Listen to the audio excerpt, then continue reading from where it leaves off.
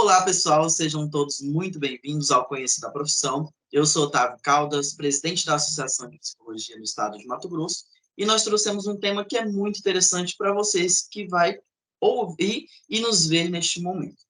O tema de hoje é o LGBTQIAP+, e o mundo do trabalho.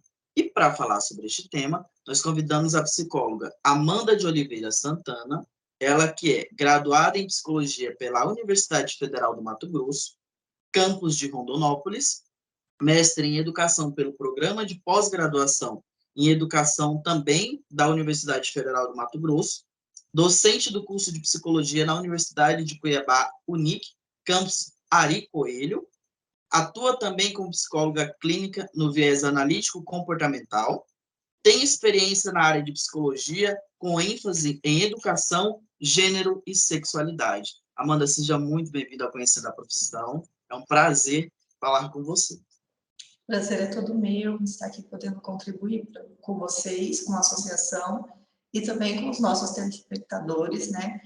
É sempre uma honra e um prazer contribuir para o desenvolvimento da psicologia enquanto ciência e também como profissão. Amanda, e para iniciar sobre o nosso tema, que é muito aí, que está sendo discutido, já vamos começar pela sigla. O que é a sigla? LGBTQIAP+. Então, essa sigla, ela vem para representar a comunidade de pessoas não heterossexuais. O que isso significa, né?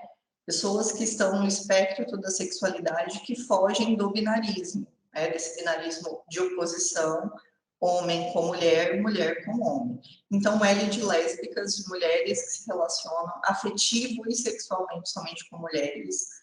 G, de gays, né? Homens que se relacionam exclusivamente com outros homens, né? O B, de pessoas bissexuais que se relacionam com todos os gêneros. O T, de pessoas transexuais, né? E o I, de pessoas intersex, que são aquelas pessoas que biologicamente nascem com os dois sexos. Você falou as outras siglas, mas oficialmente no Brasil nós não temos ainda a inclusão dessas outras siglas, né? Nós teremos o Q, por exemplo, que tem a ver com uma teoria que ela é estadunidense, que é o queer, que é tudo que destoa dessa norma, né, do que é normativo, né, do que é heteronormativo. No entanto, ainda está nesse campo do teórico, né? Então, o Q e o P, né, e o A, né, o P vai significar pansexualidade, que no movimento histórico da própria comunidade LGBT, no desenvolvimento das teorias da sexualidade, o que está incluso no B. Então, bissexualidade e pansexualidade é a mesma coisa, né? O que se chamava de pan hoje é o bissexual, né? E o A é o de assexual, né? De pessoas que performam a sexualidade de outras formas, não necessariamente com uma relação sexual. Então, nós não temos ainda na nomenclatura oficial o Q, o P e o A. Nós temos o mais, que é de todas as outras sexualidades que destoam da lógica heterossexual. Consegui me fazer clara? Respondi bem? Sim, tranquilo, pode ficar à vontade. As classificações das letras vai trazer um conhecimento a mais para quem não conhece sobre este tema, né? E acredita que as letras são só mais uma questão do alfabeto. As pessoas têm muito preconceito contra já a comunidade mesmo LGBT, e quando se trata da questão da nomenclatura, que é as letras, né, eles ficam, parece mais motivo de chacota. Então, assim, trazer esse conhecimento até, de certa forma, pode mudar esse conceito da sociedade leiga de como cada letra é colocada e por que ela está ali. E seguindo o nosso conhecimento de profissão, qual a importância deste público inserida no mercado de trabalho, Amanda? Então, quando a gente fala de mercado de trabalho, nós estamos dizendo, primeiro, né, de uma perspectiva de cidadania. O trabalho, ele se constitui como um direito básico da população, de todas as pessoas, né, no sentido de que, para além da produção imaterial, vamos dizer assim, nós trabalhamos para comer, para morar, para ter saúde, etc., né, para ter bens de consumo, o emprego, né, o trabalho, ele também se enquadra enquanto um processo de manutenção da nossa saúde. Né? Então, ele é um direito de todos, ele é um direito, inclusive, constitucional. Né? A gente vai ter lá a nossa Constituição de 1988, um bem assegurado, que é o direito ao emprego e à renda. Né? O Estado tem, inclusive, o dever de garantir emprego para toda a população. E as pessoas LGBTs não estão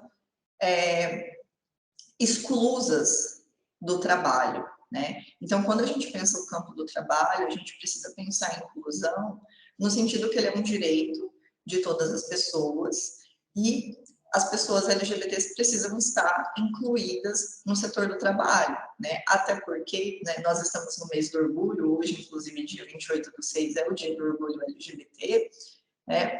E a gente tem uma sigla não, perdão, um termo um tanto quanto controverso, que é o Pink Money, né? Não sei se vocês já ouviram falar do Pink Money, que é o dinheiro rosa, que é o dinheiro LGBT, né?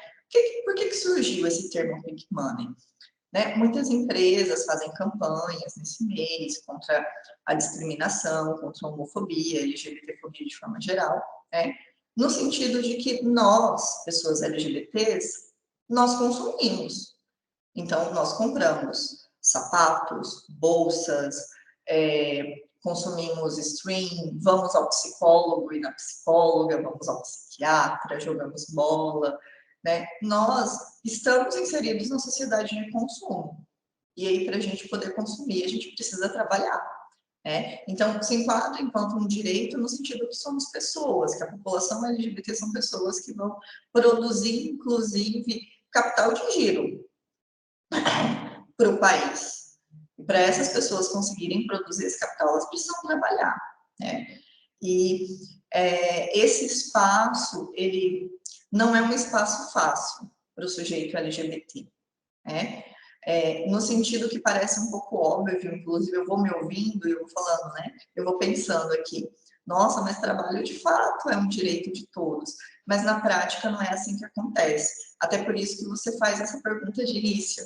Né? Ela é a primeira pergunta. Não é fácil para o sujeito LGBT estar inserido no campo de trabalho, né? Seja qual for o campo de trabalho. Então, é importante esse sujeito no desenvolvimento do trabalho, porque ele produz para a sociedade. Né? Ele é uma mão de obra para a sociedade, ele é um sujeito que tem direito ao trabalho, que tem direito à saúde, por isso a importância dele estar inserido em todos os aspectos, em todos os diversos cenários. Amanda, você acha que os LGBTs eles são excluídos do mercado de trabalho por não ser heteronormativos? Sim, tanto que nós temos um termo específico para designar os sujeitos LGBTs que têm mais facilidade no mercado de trabalho em algumas profissões, né? Vamos pegar, por exemplo, a enfermagem. A enfermagem é um curso majoritariamente feminino e que hoje é mais flexível e mais aberto para homens gays. É um espaço onde os homens gays sofrem menos preconceito, diferente do campo da engenharia, né, que é um setor mais masculinizado, mais heteronormativo, e esses sujeitos sofrem maior discriminação nesse cenário, nesse espaço. Por que isso acontece? Né? Isso acontece por conta dessa não adaptação a essa norma heterossexual. E aí a gente vai ter uma intersecção agora, né, de uma categoria que a Hannah Haraway, a dona Haraway, uma teórica que eu trabalhei na minha dissertação no mestrado, que ela vai dizer que a categoria sexo-gênero, que ela está inserida, né? Por quê? A engenharia, por exemplo, é uma profissão masculinizada do masculino, do homem, né? Homens gays são homens. Eles não deixam de ser homens porque eles gostam muito dos homens. No entanto, dentro desse espectro da sexualidade, ele vai ser colocado no feminino. E aí ele vai ser visto quase como uma mulher naquele campo, né? Porque ele destoa dessa heteronormatividade. Destoando dessa heteronormatividade, ele pode inclusive perder, né, na lógica do preconceito, essa posição do masculino. No entanto, é uma tecla que a gente bate muito quando a gente discute questões de gênero e sexualidade, homens gays são homens, mulheres lésbicas, mulheres bi são mulheres. Elas não deixam de ser mulheres porque elas gostam de outras mulheres, assim como homens não deixam de ser homens por gostarem de outros homens, né? No entanto, existe essa dificuldade, porque eles não se encaixam nessa perspectiva da masculinidade, né? O que é ser masculino, né? Socialmente aceito. Ser masculino é você gostar de mulher. Quando isso não acontece, você não corresponde a essa lógica, e aí acontece esse fenômeno da homofobia nas profissões. Pessoas LGBTQIA+, são obrigadas a procurar a informalidade porque não são aceitas desde a entrevista de emprego? Sim, isso acontece principalmente com pessoas LGBTs que vão destoar dessa lógica de gênero, né? Como, por exemplo, homens que não seguem essa masculinidade heteronormativa e como mulheres também que não seguem a feminilidade heteronormativa, né? O que é essa mulher que não segue essa feminilidade? Essa mulher que tem cabelo curto, que veste roupas largas e etc. Né? Então, quando elas são já excluídas no processo de entrevista, elas são forçadas, né, de modo arbitrário, a procurar a informalidade e subempregos, né, empregos que não são equivalentes, às vezes, até à própria formação dessas pessoas. É muito comum de você ver sujeitos LGBTs incluídos em outros cenários, né, além dos da sua formação, né, principalmente nas áreas de artes, né, nas áreas de humanas, porque eles não chegam, por exemplo, em ambientes por serem barrados ali desde o início. E como que a empresa pode apoiar, as empresas no contexto geral ali mesmo, pode apoiar a comunidade mesmo LGBTQIA+, dentro da empresa? Como que pode ser feito esse processo? Acho que nós podemos pensar, né, enquanto psicologia, principalmente, em duas etapas. Primeiro, no processo de recrutamento e seleção, fazendo um processo de recrutamento e seleção mais humano e compatível, né, tangente ao que se refere à área de trabalho. Então, selecionar aquele sujeito de modo que ele se encaixe e que ele esteja apto a atuar para aquela vaga, né? Independente da orientação sexual desse sujeito. Então, tornar esse processo seletivo mais inclusivo, né? Então, desde o ingresso desse sujeito ali na empresa, então, desde a porta de entrada, como a gente vai dizer, né? Então, a empresa precisa pensar nesse processo de recrutamento e seleção de modo mais humanizado, e a psicologia tem um papel muito importante nisso, né? Porque nós estamos inseridos nos RHs, né? Nesses processos. E depois que esse sujeito está inserido na empresa, é importante que a empresa crie ações, né, que fomentem o respeito, a igualdade, que combata as violências dentro do espaço de trabalho, porque muitas das vezes a homofobia, a LGBTfobia de modo geral, ela é bastante velada, com piadinhas, às vezes com exclusão. Então, o grupo marca, por exemplo, um churrasco, né? O setor marca um churrasco e aquele sujeito não é convidado,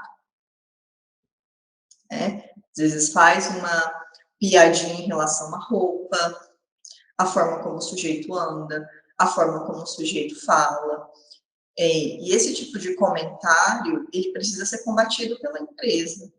E ela pode fazer isso não necessariamente de modo punitivo, mas criando ações de fortalecimento de vínculo entre esses funcionários, debates e palestras que promovam reflexões inclusivas e igualitárias, trazendo esse sujeito enquanto um funcionário como outro qualquer ali naquela empresa e não colocando em uma posição subalterna.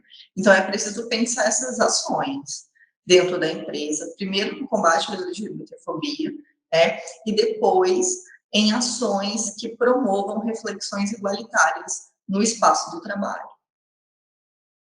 E aí, acredito que na sequência já iria ser a próxima pergunta, né? Qual seria o papel do profissional da psicologia no enfrentamento ao preconceito e à discriminação frente às questões de gênero com base nos direitos humanos? Porque grande parte, eu acredito, da sociedade em geral é, verifica a nossa profissão com outras questões, e não que nós somos na questão de humanidade, não é o sujeito em si, mas é a questão que nós trabalhamos de ser humano, não é outras questões. Essa é uma ótima colocação no sentido de pensar a diferença. Diferença é um conceito muito importante para a psicologia, no sentido de que quando nós pensamos os humanos, ser humano, é a única igualdade que nós temos. A única coisa que nos faz igual é sermos humanos. Não é possível pensar uma psicologia que não esteja pautada nas diferenças, em compreender as diferenças. Não só no sentido da orientação sexual. Por exemplo, eu estou na cidade de Rondonópolis. Você está em Cuiabá, certo? Não, estou em Várzea Grande, eu sou de Várzea Várzea Grande. Grande, né? Pertinho, mas já tem muita diferença. Olha a sua resposta para mim. Tá bom, te mesmo de cor. Dividir uma ponte, mas você enfatiza para mim Várzea Grande porque tem aspectos regionais, culturais, territoriais que diferenciam de Cuiabá, assim como diferenciam de Rondonópolis. Isso é uma diferença importante na nossa formação, na nossa atuação profissional, no nosso desenvolvimento enquanto pessoa. Isso é uma diferença, não pode ser descartada. Então, o profissional da psicologia, ele precisa ter esse olhar para as diferenças, porque as diferenças nos constituem enquanto humano. Então, não é possível a gente olhar para um indivíduo e reduzi-lo a algo. Dentro da nossa temática LGBT. A gente não pode olhar para um homem gay sendo somente um homem gay. Ele é um homem com história, com trajetória, com sentimentos, lutas, frustrações, frustrações. Questões que precisam ser trabalhadas em terapia ou não. Então, ele faz parte de um contexto gigantesco, e não que define ele somente a questão da homossexualidade ou não. Então, entendi mesmo a sua colocação. Exatamente. Então, a gente não pode reduzir esse sujeito. Nós precisamos pensar as diferenças enquanto algo importante para o sujeito. Pensar direitos humanos tem a ver com diferenças, porque essas diferenças, gosto muito de uma frase que a Guacira Lopes Louro, que é uma teórica também da psicologia, trabalha com gênero e sexualidade, que ela vai dizer, diferentes, não desiguais. Por que isso é importante? Infelizmente, as diferenças produzem desigualdades. E a psicologia tem um dever social, trabalhando com essa humanidade, de garantir que esse sujeito atendido, seja na clínica, seja na empresa, seja no hospital, que ele tenha direitos iguais. Ele não vai ser melhor ou pior do que o outro. Tanto que tem muito esse discurso no imaginário social ainda, porque a comunidade LGBT quer privilégios. Quer privilégios? A pessoa LGBT ela não é melhor que ninguém. Ela pode cometer crime, e comete, a gente vê nos jornais que tem crimes, ela erra, ela grita, ela chora, ela trai, ela tem muitas coisas. Ela não é humano, faz parte da humanidade, isso mesmo. Faz parte dessa humanidade. Então, o que se luta é para que esse sujeito tenha igualdade. E seja respeitado, ou respeitado. E seja respeitado. Então, quando a gente pensa a partir dos direitos humanos, a gente precisa pensar as diferenças e a igualdade. As nossas diferenças não nos faz inferior nem superior a ninguém, nos faz único. E a psicologia precisa ter esse olhar singularizado para os sujeitos. E como que a psicologia pode ajudar nessas questões de gênero? Até para exemplificar para quem está nos assistindo nesse momento, toda essa questão de conhecimento. Eu tenho certeza que grande parte da população aí, mato-grossense, até nível Brasil mesmo, desconhece como as características de gênero, né? O gênero, nós teremos também muitas discussões teóricas no campo da psicologia, da antropologia, da sociologia em relação a isso, mas o gênero, ele é um marcador social que nos vai diferenciar, primeiro por sexo, né? A dona Haraway vai trazer essa categoria sexo e gênero associado, porque primeiro nós somos definidos pelo órgão genital ao nascer, nessa categoria homem e mulher, feminino e masculino, e ao decorrer desse processo de desenvolvimento, os papéis sociais vão sendo divididos também. A partir dessa divisão dos papéis sociais, que será produzida essa desigualdade. Então, quando nós pensamos no papel social da mulher, que é o papel feminino, né, que não necessariamente está na mulher, né, que nós temos, por isso a categoria sexo e gênero, né? Os homens gays, por exemplo, são lidos socialmente enquanto mulheres, mesmo eles não sendo, né?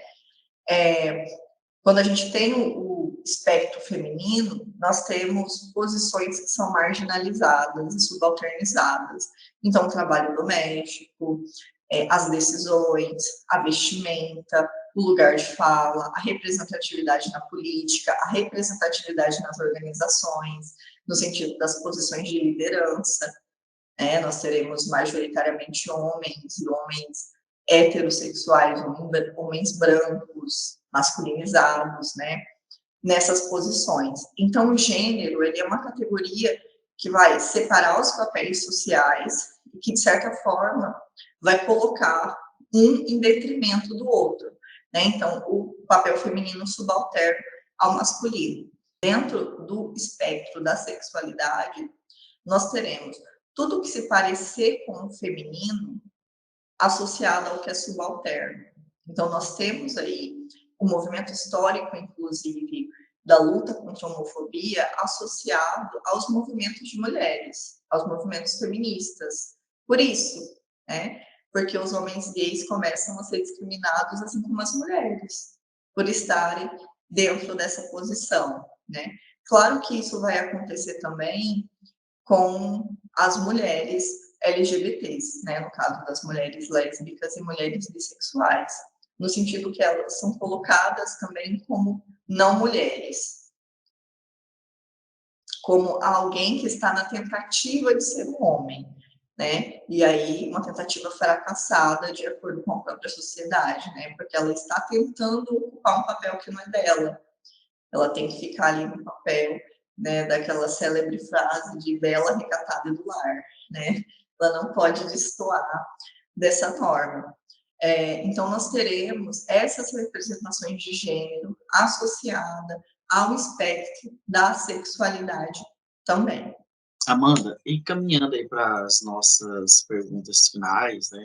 Qual a orientação que você dá para os nossos profissionais, para os profissionais da psicologia no contexto geral, que estão aí dentro das organizações, e para os acadêmicos que estão nesse processo de formação, e logo após a finalização da sua formação, ele vai entrar no mercado de trabalho? Primeiro é fundamental, vou falar primeiro com os acadêmicos, para seguir uma lógica temporal. Primeiro, enquanto formação, é preciso pensar a psicologia para quê e para quem. Então, eu sempre trago na minha fala a importância, né, da minha contribuição, eu sempre trago isso em relação ao desenvolvimento da psicologia enquanto ciência e profissão. Ciência porque a psicologia é uma ciência, no campo científico ela está em pleno desenvolvimento, então nós não temos uma ciência morta, né? Algo que eu posso dizer aqui hoje para você, o ano que vem pode ter avançado drasticamente, porque nós estamos em pleno movimento. E profissional, porque nós atuamos em espaços. Então, quando a gente ingressa no curso de psicologia, né, trago bastante essa reflexão, inclusive com os meus alunos, é preciso pensar psicologia para quê? E psicologia para quem? A psicologia, ela é um campo muito bonito, né? É muito bom de se trabalhar. No entanto, é uma profissão muito dura também, no sentido que ela nos faz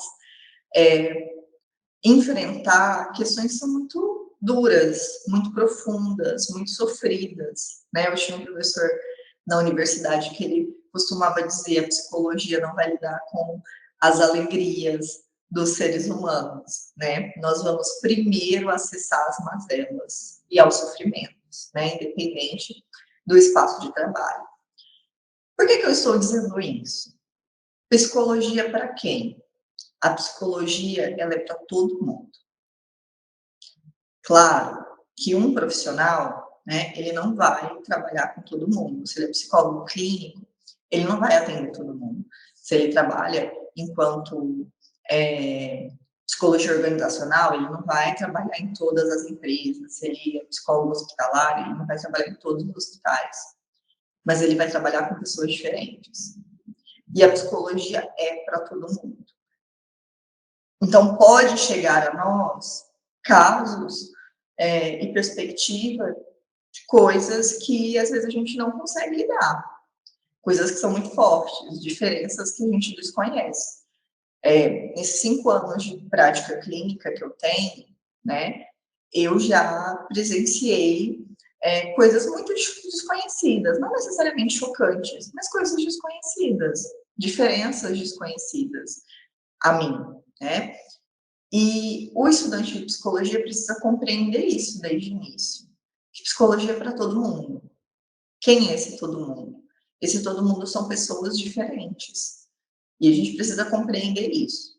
E aí você pode me perguntar, mas Amanda, eu tenho que lidar com coisas que eu não consigo?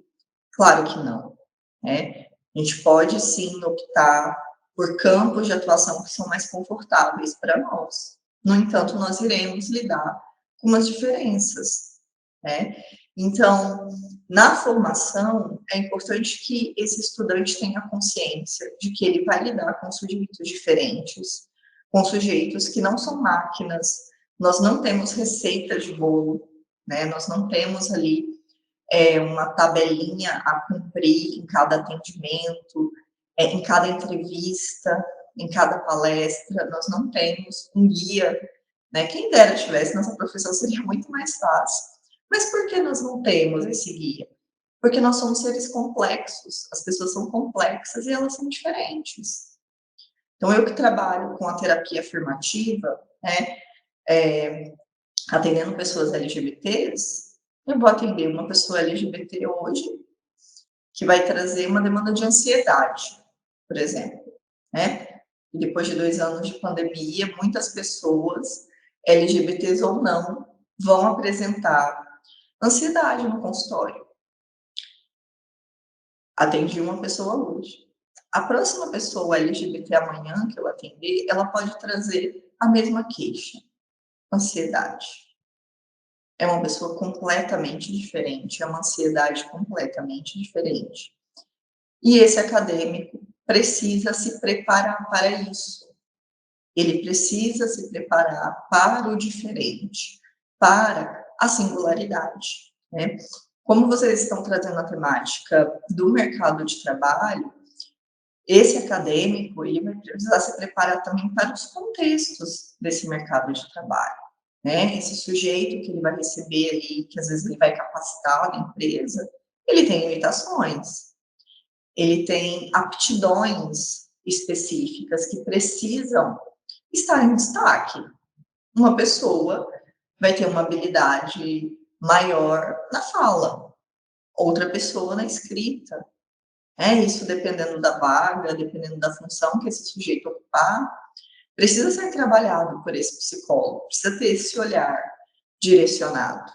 Não é possível que esse profissional faça um olhar coletivo, tenha um olhar de grupo para sujeitos que são únicos, para sujeitos que são particulares, né? E agora para os profissionais, né? Que esse profissional ele pode atuar de modo mais humanizado. Primeiro, ele precisa compreender os seus limites. Eu bato nessa tecla, existem algumas controvérsias com alguns profissionais em relação a isso, mas eu bato muito nessa tecla, né? Inclusive, estou amparada pelo nosso código de ética. O psicólogo precisa fazer terapia, precisa estar com uma terapia em dia. Por quê? Nós precisamos entender as nossas limitações. E esse é um debate muito forte hoje, né? Amanda. Gostei da caneca. Obrigada, meu xodózinho. Amanda, mas eu não consigo entender homossexualidade, eu não consigo aceitar, porque eu venho de um berço assim, assim, assado, muito religioso. Não. Tudo bem, a gente não vai crucificar esse profissional, mas para que ele seja um profissional ético, ele precisa entender isso enquanto uma limitação. Por isso, fazer terapia e ou fazer supervisão, principalmente nos primeiros anos de trabalho.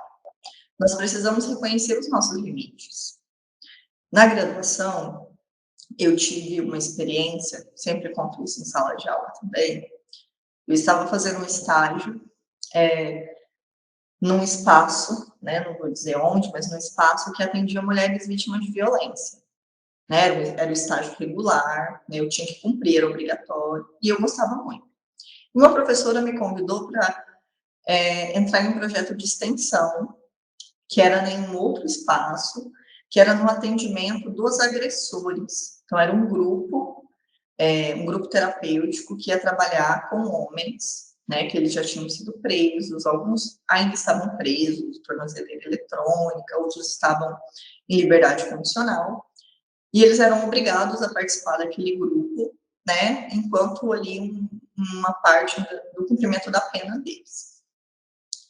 Um dia eu fazia o estágio, e eu ia lá, atendia, amparava as mulheres vítimas de violência. E no outro eu estava com esses homens, né? Muitos negando, muitos se dizendo que não estavam arrependidos, outros dizendo que fariam de novo, e etc. Isso foi muito forte, né, para mim, no sentido de que eu não consegui conciliar os dois espaços, as vítimas e os agressores. E eu pedi para a professora para sair, né, desse grupo de homens, não consegui. Isso foi uma limitação minha, que eu não consegui. E aí, naquela época, claro, enquanto estudante, já estava em terapia, fazia supervisão das suas práticas. E isso foi importante para eu perceber os meus limites enquanto profissional, enquanto futura profissional que eu iria ser, entendendo que aqueles homens têm direito ao atendimento psicológico. Como eu disse inicialmente, psicologia é para todo mundo. Se eu não dou conta de fazer isso, existem profissionais que estão aptos, que vão estar aptos para fazer esse atendimento. Então, enquanto profissional, primeira questão é se entender. Entender quais são os nossos limites, quais são o que a gente consegue, o que a gente não consegue. Depois, investir em uma atualização de classe. O nosso conselho, ele sempre disponibiliza, além do nosso código de ética, resoluções específicas para cada população, né? Não só para a população LGBT, mas para a população negra, população indígena, para os trabalhadores da saúde, né? Agora, na pandemia, nós tivemos várias resoluções em relação ao atendimento aos profissionais da saúde, que tiveram um alto índice, um aumento de sofrimento psicológico por conta da pandemia. Então, o nosso conselho lançou resoluções e cartilhas específicas para o atendimento a essa população. Então, nós, profissionais, precisamos estar atualizados com essas resoluções. Eu preciso conhecer essa população, eu preciso conhecer como que eu posso auxiliar essa população específica, pensando naquela singularidade que eu disse de início, né? A nossa formação é continuada, acessar essas resoluções, né? Também é importante que esse profissional entenda, né, que essas nomenclaturas, elas avançam, que esses sujeitos, eles mudam, eles são pessoas, né, como eu disse anteriormente, diferentes, com características específicas, e esse profissional precisa ter esse olhar singular para esse sujeito, né? Então, para além de se capacitar, para além de estar sempre atualizado, o que o nosso conselho e para os cursos específicos de atendimento a essa população nos trazem, que ele também entenda que cada sujeito é único, independente do espaço em que ele for atuar, né? Que ele sempre ouça o que esse sujeito tem a dizer, com sensibilidade, com humanidade, né? Humanizando esses sujeitos, como você também pontuou, né? São humanos, eles têm falhas, têm angústias, têm desejos, têm sonhos, têm frustrações, eles podem estar em um aspecto de sofrimento psicopatológico, né? Também. Então, precisa ter esse olhar individualizado e singularizado para esse sujeito. E uma coisa que eu não posso deixar de falar também, em relação à nomenclatura, né, eu sou muito questionada em relação a isso, é assim, Amanda, mas eu não sei como tratar. Pode falar viado? Não pode falar viado? Pode falar gay? Não pode falar gay? Né? Uma pergunta muito importante que a gente deve se fazer enquanto profissional, como esse sujeito quer ser chamado? Não importa o que eu... O importante é o desejo da pessoa, é o que ela se sente confortável. Às vezes você fala uma palavra dessa, de contexto mais a nível social mesmo, que está ali no campo do senso comum, e a pessoa ela se sente ofendida. Mas, no contexto dela, aquilo é totalmente normal. Aquela palavra em específico, as pessoas que estão no contexto dela, ela se sente tranquila, não tem nenhum problema. Só que ela mudou o contexto, ela esquece de mudar a nomenclatura. Aí a pessoa acaba se ofendendo. Mas, às vezes, não estou defendendo, não é isso. Mas, às vezes, pode ser o contexto que ela está inserida, que pode mudar e ela não percebeu, por ser habitual ela falar daquela forma. Exatamente, eu concordo plenamente com você. E é por isso que o profissional ele precisa desse tracejo, né? Eu sou uma pessoa LGBT, e eu estou inserida em um contexto LGBT em que eu uso muitas gírias, muitas gírias. No entanto, na minha profissão, eu não posso levar essas gírias para sujeitos que eu não sei o que eles sentem a partir disso, né? Eu preciso me preparar para ouvi-lo e entender como que essa palavra o afeta. Então, não é criminoso, não é errado falar viado, por exemplo, né?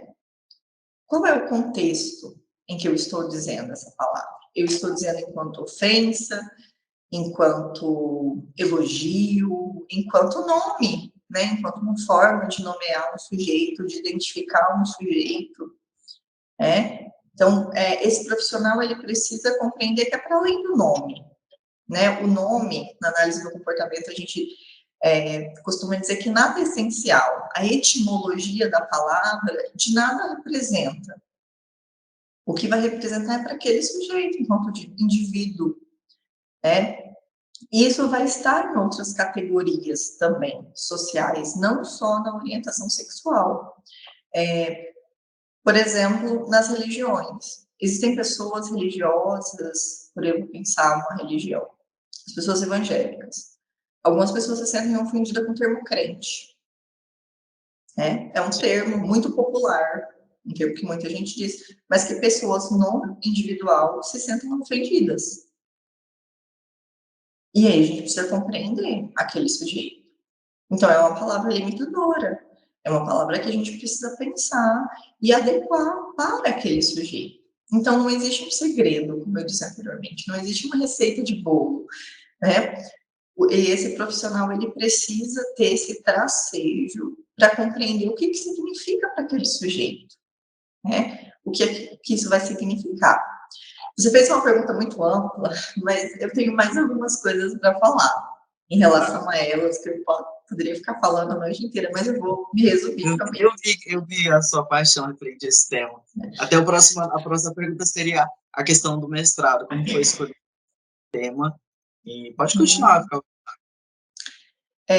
Outra coisa importante em relação ao profissional da psicologia, ao se tratar das questões de orientação sexual,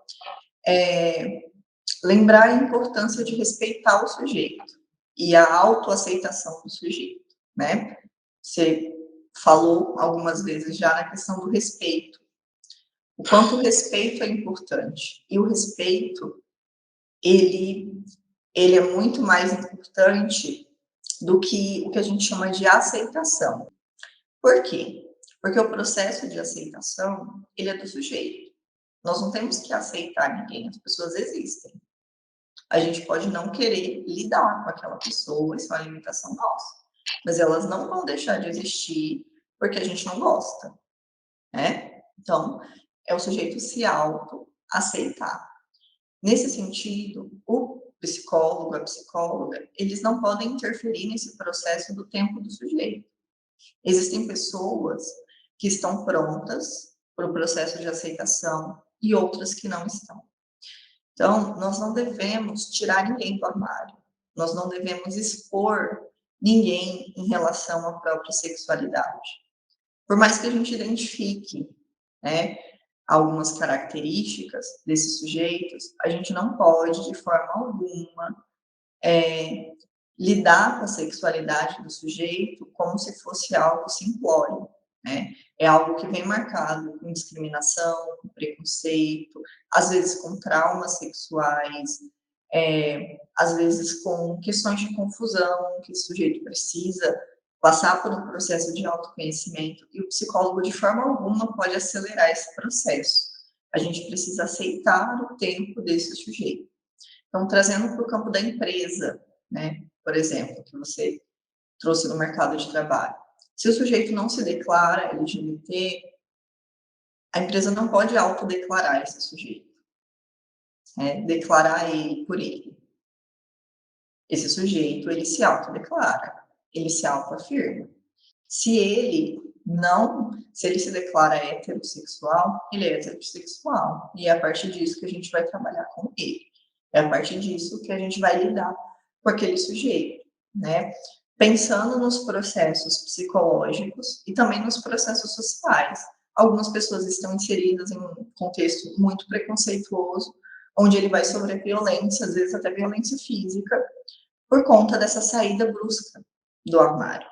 E o profissional da psicologia precisa estar na manutenção do que é mais saudável para aquele sujeito, o que é mais no sentido do cuidado. E às vezes o cuidado significa ir mais devagar, significa respeitar os limites daquele sujeito, inclusive para que aquele sujeito se aceite de forma mais genuína, entendendo que não existe nada errado com ele ser quem ele é, para que ele entenda que ele pode se expressar da forma como ele quiser, que não é errado amar quem ele ama, que não é errado ele gostar de quem ele gosta, né? Que ele pode e deve se amar primeiro, para depois passar isso para fora, para depois levar isso para o mundo.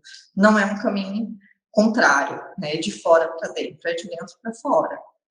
Então, o profissional da psicologia precisa ter esse cuidado também, né? Amanda, e agora eu gostaria que você deixasse aí uma mensagem para todos os profissionais da psicologia, os acadêmicos aí, no contexto mesmo do nosso tema, e para a gente finalizar, tá bom? Você tinha feito uma pergunta anterior que eu não Ah, respondi, que é sobre a escolha do tema, né? sim, verdade. Vou responder rapidamente. A escolha do meu tema no mestrado seguiu-se a partir das minhas experiências de estágio e de pesquisa durante a graduação. Então, enquanto eu estava na extinta UFMT aqui, né, agora é UFR, aqui em Rondonópolis, eu participava de grupos de pesquisa, de extensão e dentro do próprio estágio com questões de gênero e sexualidade. Tanto que o meu primeiro estágio foi no CRAS, foi com crianças, e eu trabalhei profissões com as crianças, né? Então, eu levei desenhos para elas pintarem, e elas tinham que me falar por que elas escolheram aquela profissão. E aí, se tinha alguma profissão que destoava da norma de gênero, né? Como, por exemplo, meninas que escolheram serem policiais, né? Bombeiras, etc. A gente ia conversando sobre aquilo, né? Então, foi o meu primeiro contato com as questões de gênero. E depois, eu fui trabalhando com questões de sexualidade também, trabalhando com oficinas de sexualidade para as meninas, nas escolas, e aí pensando, né, sexualidade em um termo amplo relacionado à autoestima, à autoaceitação, a métodos contraceptivos, né, a prevenção de violência sexual também.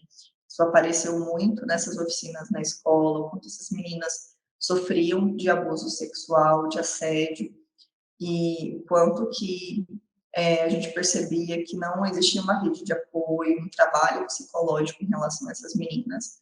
Então, eu escolhi essa temática para o mestrado a fim de aprimorar os meus conhecimentos, né, de me especializar nessa área, que eu percebi que no Mato Grosso, principalmente, é uma área que tem pouco estudo, que tem pouca atuação. E aí, quando eu vou para o estágio clínico, eu percebo a diferença de um profissional habilitado, especializado no atendimento de pessoas LGBTs, né, no sentido desses sujeitos, né, desses pacientes, desses clientes se sentirem mais confortáveis para se abrir, para falar das suas questões, para ter identificação com o profissional. Então, eu percebi a relevância do tema e eu quis me especializar nessa área. Né? Então, por isso a escolha dessa temática no mestrado. Entendi. Então, foi algo bem, bem pessoal que acabou externalizando para uma pesquisa, né? Exatamente. E aí, para finalizar, né, você pediu para deixar essa mensagem, eu gostaria de deixar essa mensagem para os acadêmicos e para os profissionais no sentido da humanidade, de pensar a humanidade do profissional da psicologia. Nós não somos robôs, né? Nós temos sentimentos, nós temos limitações. É importante respeitar essas limitações, mas é importante também a gente propagar o que é humano, o que é, de fato, a gente trabalhar com uma psicologia baseada nos direitos humanos, baseada nessa psicologia que é para todo mundo, né, que tem um campo muito amplo. Existe um discurso muito grande também na sociedade, no imaginário social, né, se forma muito psicólogo, né, forma aí todo semestre 40 psicólogos em cada universidade, não. No entanto, nós temos muitas demandas para psicologia, e a população LGBT é uma dessas demandas. Nós temos pessoas em sofrimento nesse momento, né? O dia de hoje é um dia de orgulho, mas também é um dia para lembrar da luta contra a homofobia, de uma população que está em sofrimento, que a gente precisa de profissionais da psicologia capacitados, habilitados, sensíveis e humanos para lidar com essa população, né? Então, nós temos campos de trabalho para todo mundo, e nós temos demandas urgentes e emergentes. Então, a mensagem que eu quero deixar é: sejam profissionais sensíveis, profissionais humanos e profissionais capacitados para entregar para esses sujeitos um atendimento humanizado, um atendimento científico e um atendimento amoroso. Fecho com uma frase da FAB, né, que é a terapia funcional analítica, que fundamenta a minha atuação. Então, acadêmicos e profissionais, vivam e atuem com consciência, com coragem e com amor. Olha, muito obrigado. E só fazendo uma extensão do discurso da Amanda, pessoal, a palavra de ordem hoje, neste século que nós estamos, ou a partir dele para frente, é respeito. Respeitem as pessoas como elas são. Se você tem dúvidas, ou de alguma forma você vai tratar alguma pessoa e você vê que ela fica desconfortável, pergunte. Ela não vai se sentir mal de responder algo que ela gostaria de ser tratado ou tratado. Então, Amanda, muito obrigado, foi um prazer falar com você, tá bom? Este foi mais um Conhecendo a Profissão. Eu sou Otávio Caldas, presidente da Associação de Psicologia do Estado de Mato Grosso, e não se esqueçam de se inscrever no nosso canal do YouTube, que esse vídeo vai estar lá disponível para vocês, escutar o podcast que a Amanda também vai fazer com os acadêmicos de psicologia, e até a próxima, pessoal!